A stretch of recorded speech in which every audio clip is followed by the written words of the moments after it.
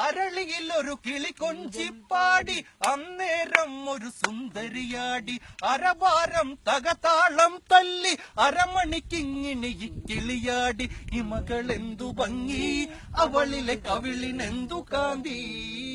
അതരമാന്ത്രമധുരം നുകര ഭാഗ്യമേകുഭവതി ചെണ്ടുമല്ലികപ്പൂ